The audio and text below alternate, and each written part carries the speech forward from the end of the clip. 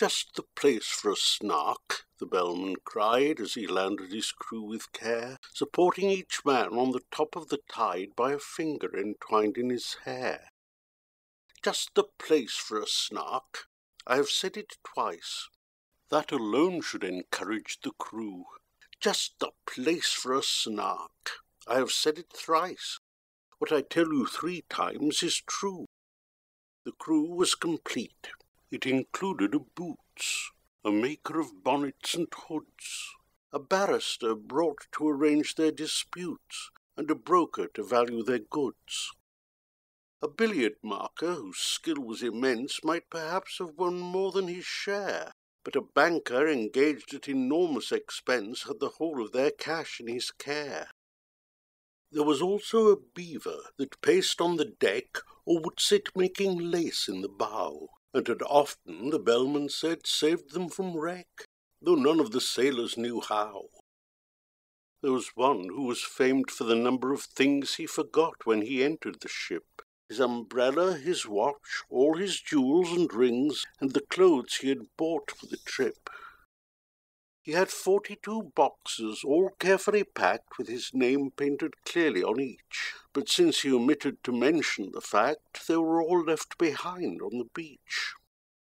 The loss of his clothes hardly mattered, because he had 7 coats on when he came, with 3 pair of boots, but the worst of it was he had wholly forgotten his name. He would answer to "Hi," or to any loud cry such as "Fry me," or "Fritter me wig," to "Whatchamacallum," or what was his name, but especially "Thingamajig," while for those who preferred a more forcible word he had different names from these. His intimate friends called him Candle Ends, and his enemies Toasted Cheese. His form is ungainly, his intellect small, so the bellman would often remark, but his courage is perfect, and that, after all, is the thing that one needs with a Snark. He would joke with hyenas, returning their stare with an impudent wag of the head, and he once went a walk paw in paw with a bear, just to keep up its spirits, he said. He came as a baker, but owned when too late, and it drove the poor bellman half mad, he could only bake bride cake, for which I may state no materials were to be had. The last of the crew needs a special remark, though he looked an incredible dunce. He had just one idea, but that one being Snark, the good bellman engaged him at once. He came as a butcher, but gravely declared when the ship had been sailing a week he could only kill beavers. The bellman looked scared, and was almost too frightened to speak. But at length he explained in a tremulous tone there was only one beaver on board, and that was a tame one he had of his own, whose death would be deeply deplored. The beaver, who happened to hear the remark, protested with tears in its eyes that not even the rapture of hunting the Snark could atone for that dismal surprise. It strongly advised that the butcher should be conveyed in a separate ship, but the bellman declared that would never agree with the plans he had made for the trip. Navigation was always a difficult art, though with only one ship and one bell, and he feared he must really decline, for his part, undertaking another as well. The beaver's best course was no doubt to procure a second-hand dagger-proof coat, so the baker advised it, and next to insure its life in some office of note. This the banker suggested, and offered for hire, on moderate terms, or for sale, 2 excellent policies, one against fire and one against damage from hail. Yet still, ever after that sorrowful day, whenever the butcher was by, the beaver kept looking the opposite way, and appeared unaccountably shy. The bellman himself they all praised to the skies. Such a carriage, such ease and such grace, such solemnity too. One could see he was wise the moment one looked in his face. He had bought a large map representing the sea, without the least vestige of land, and the crew were much pleased when they found it to be a map they could all understand. What's the good of Mercator's North Poles and Equators, tropics, zones, and meridian lines? So the bellman would cry, and the crew would reply, they're merely conventional signs. Other maps are such shapes with their islands and capes, but we've got our brave captain to thank. So the crew would protest, but he's bought us the best, a perfect and absolute blank. This was charming, no doubt, but they shortly found out that the captain they trusted so well had only one notion for crossing the ocean, and that was to tingle his bell. He was thoughtful and grave, but the orders he gave were enough to bewilder a crew. When he cried, "Steer to starboard, but keep her head larboard," what on earth was the helmsman to do?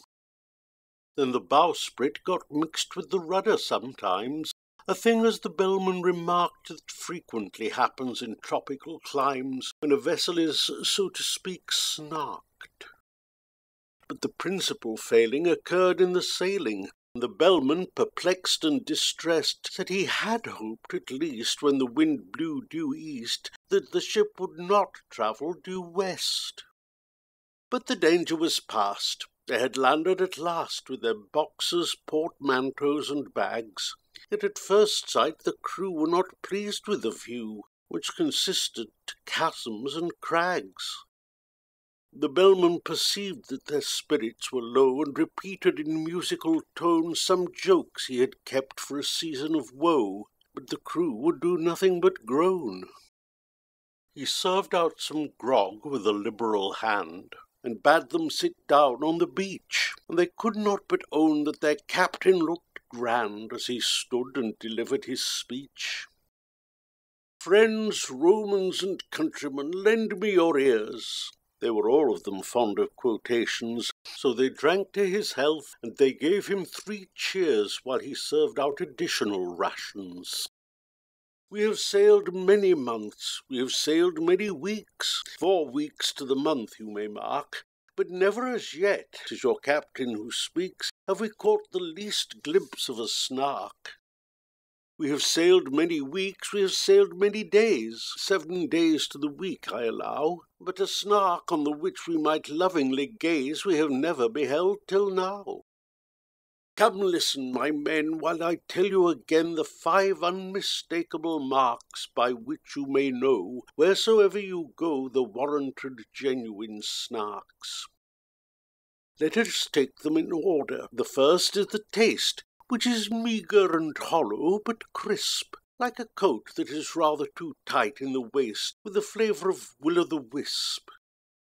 Its habit of getting up late, you'll agree that it carries too far when I say that it frequently breakfasts at 5 o'clock tea and dines on the following day. The third is its slowness in taking a jest. Should you happen to venture on one, it will sigh like a thing that is deeply distressed, and it always looks grave at a pun. The fourth is its fondness for bathing machines, which it constantly carries about, and believes that they add to the beauty of scenes, a sentiment open to doubt.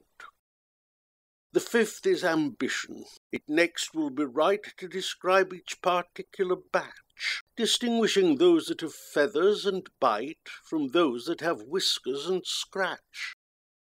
For although common snarks do no manner of harm, yet I feel it my duty to say some are boojums.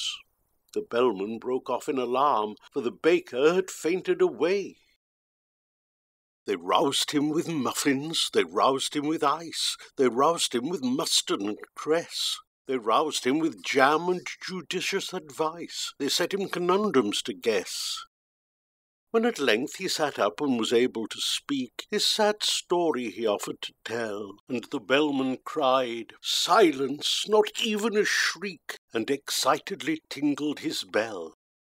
There was silence supreme, not a shriek, not a scream, scarcely even a howl or a groan, as the man they called Ho told his story of woe in an antediluvian tone. My father and mother were honest, though poor. Skip all that, cried the bellman in haste. If it once becomes dark, there's no chance of a snark. We have hardly a minute to waste." "I skip 40 years," said the baker in tears, "and proceed without further remark to the day when you took me aboard of your ship to help you in hunting the Snark. A dear uncle of mine, after whom I was named, remarked, when I bade him farewell—" "Oh, skip your dear uncle," the bellman exclaimed, as he angrily tingled his bell. "He remarked to me then," said that mildest of men, "if your Snark be a Snark, that is right. Fetch it home by all means. You may serve it with greens, and it's handy for striking a light.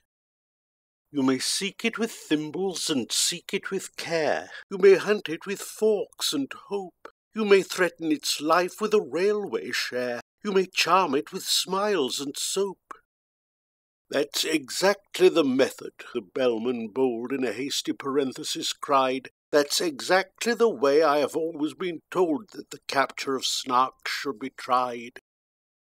But oh, beamish nephew, beware of the day if your Snark be a boojum, for then you will softly and suddenly vanish away, and never be met with again.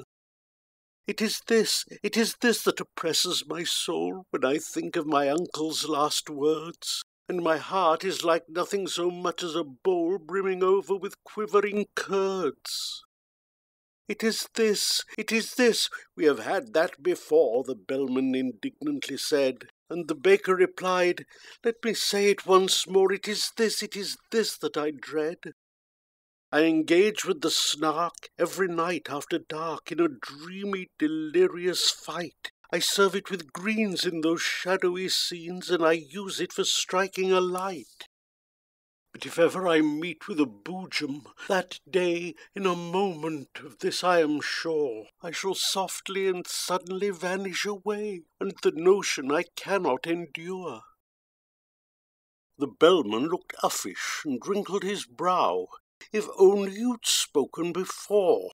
It's excessively awkward to mention it now, with the Snark, so to speak, at the door.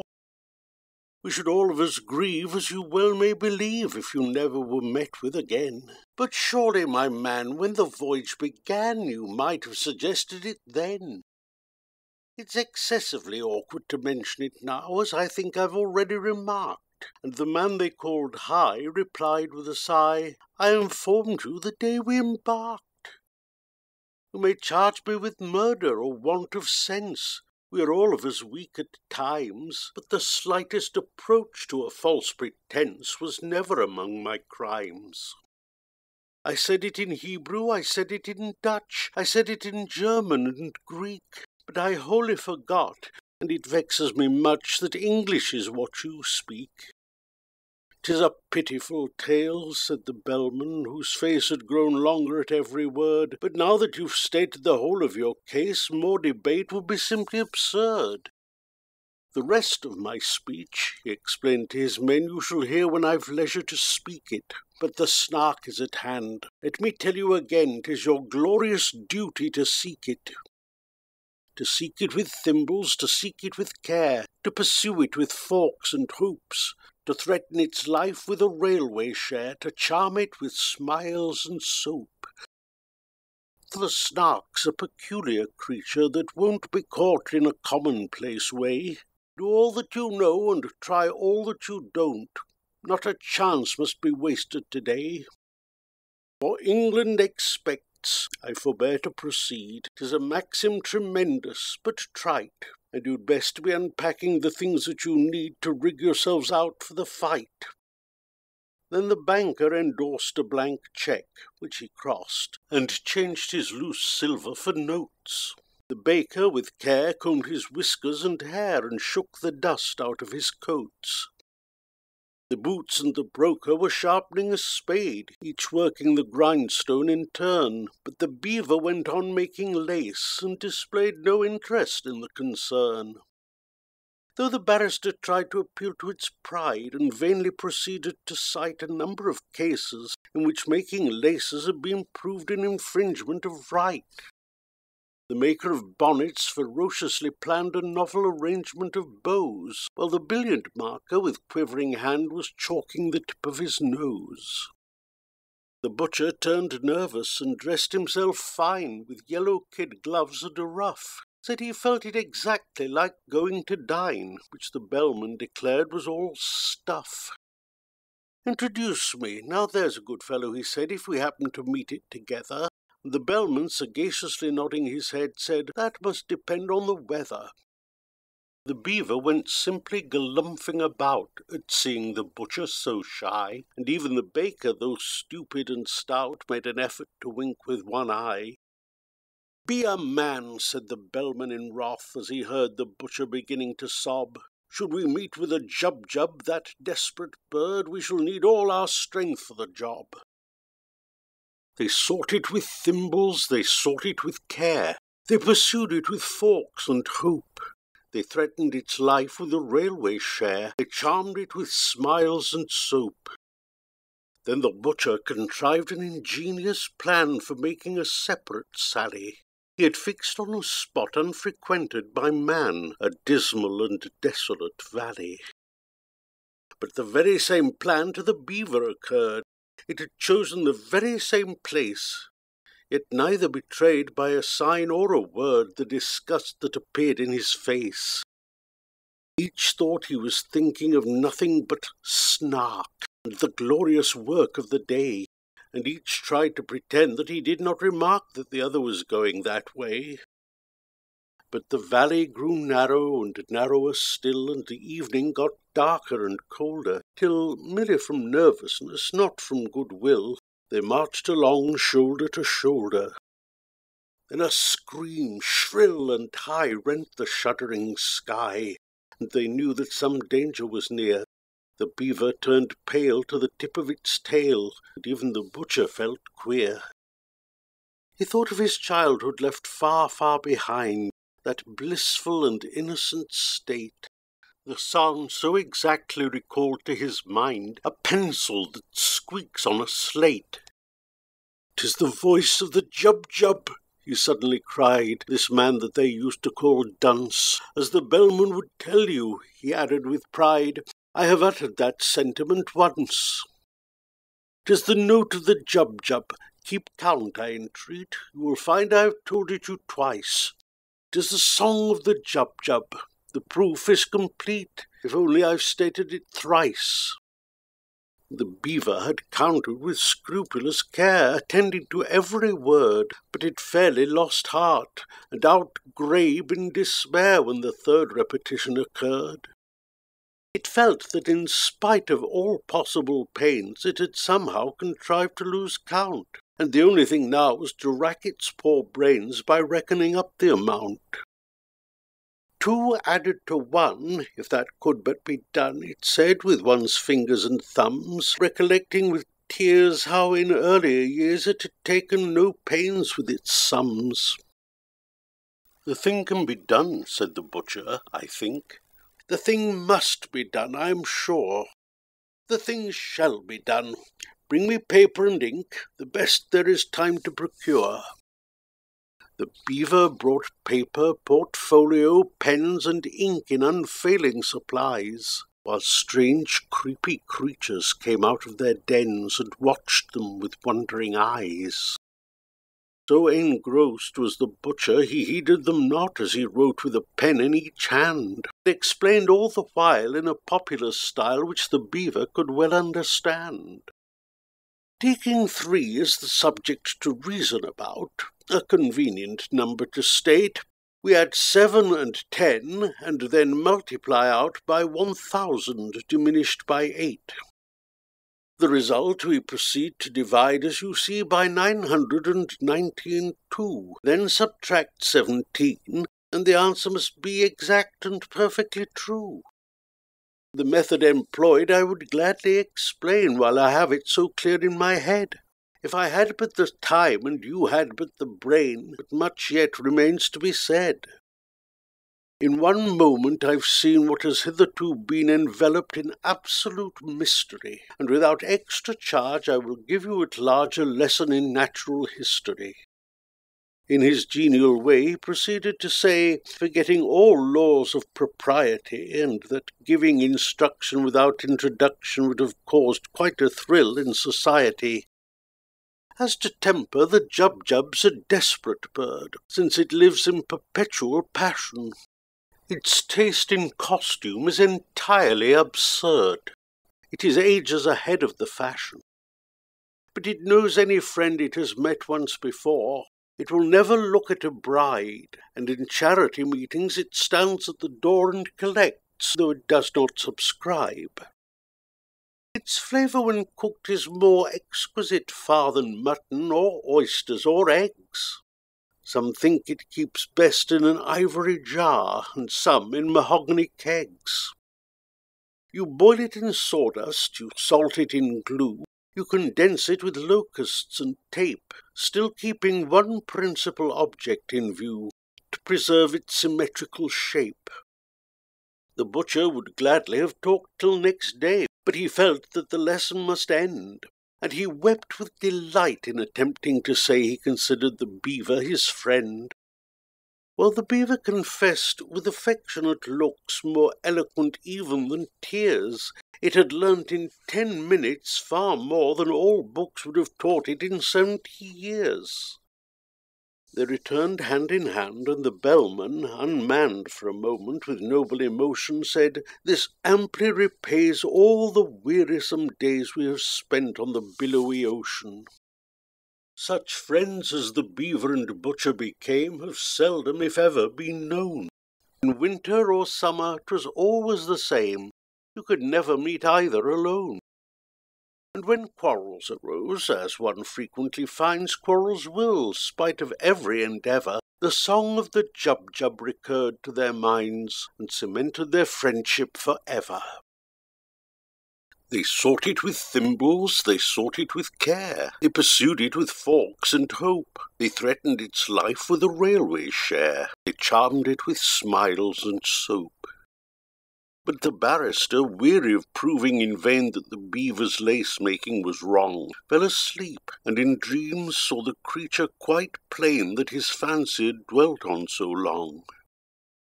He dreamed that he stood in a shadowy court, where the SNARK, with a glass in its eye, dressed in gown, bands, and wig, was defending a pig on the charge of deserting its sty. The witnesses proved without error or flaw that the sty was deserted when found. The judge kept explaining the state of the law in a soft undercurrent of sound. The indictment had never been clearly expressed, and it seemed that the SNARK had begun and had spoken 3 hours before anyone guessed what the pig was supposed to have done. The jury had each formed a different view long before the indictment was read, and they all spoke at once, so that none of them knew one word that the others had said. "You must know," said the judge, that the SNARK exclaimed, "Fudge! That statute is obsolete quite. Let me tell you, my friends, the whole question depends on an ancient manorial right. In the matter of treason, the pig would appear to have aided, but scarcely abetted. While the charge of insolvency fails, it is clear if you grant the plea never indebted. The fact of desertion I will not dispute, but its guilt, as I trust, is removed, so far as relates to the costs of this suit, by the alibi which has been proved.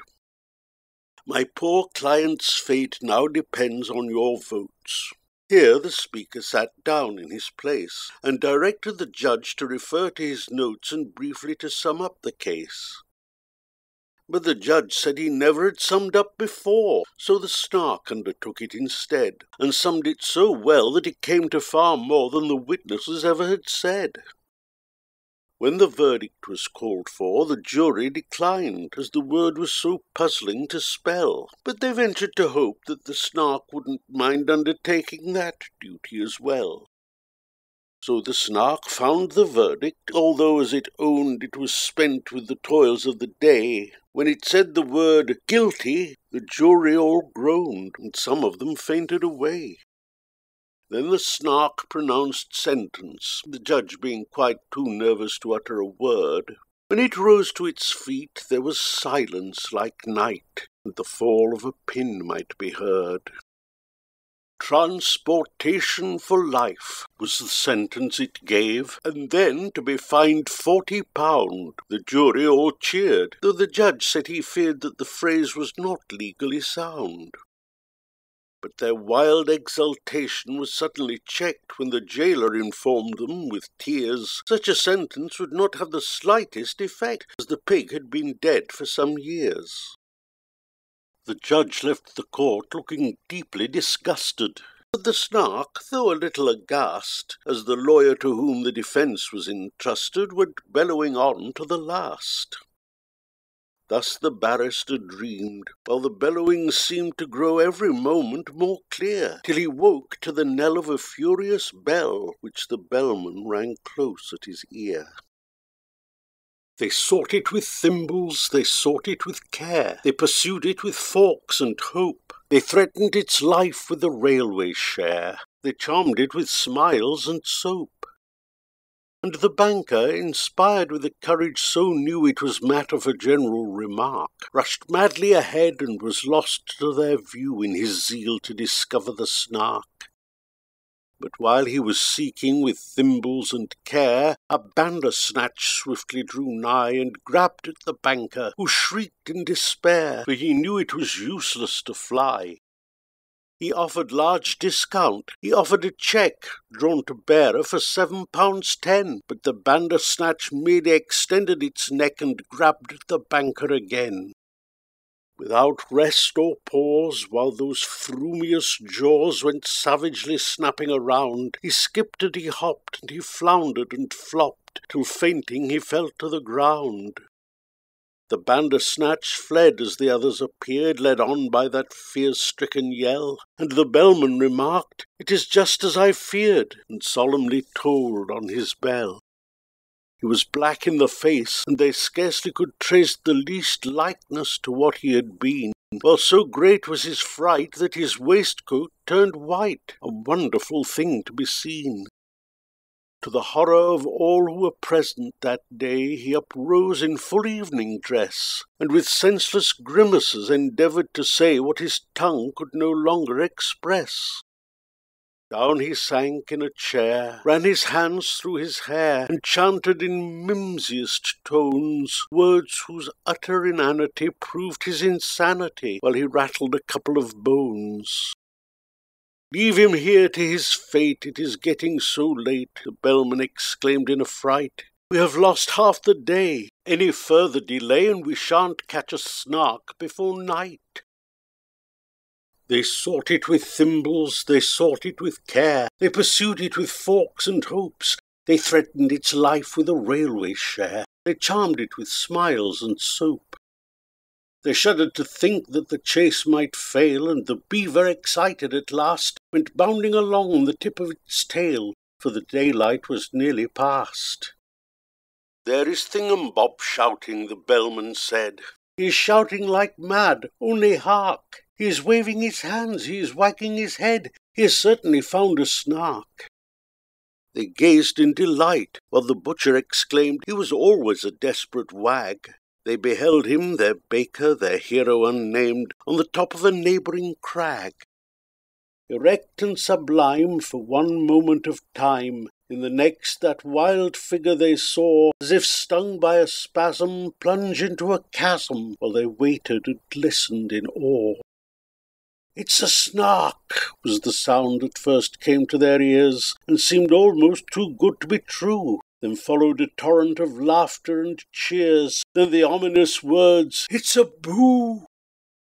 Then silence. Some fancied they heard in the air a weary and wandering sigh that sounded like "jum," but the others declared it was only a breeze that went by. They hunted till darkness came on, but they found not a button or feather or mark, by which they could tell that they stood on the ground where the baker had met with the Snark. In the midst of the word he was trying to say, in the midst of his laughter and glee, he had softly and suddenly vanished away, for the Snark was a boojum, you see.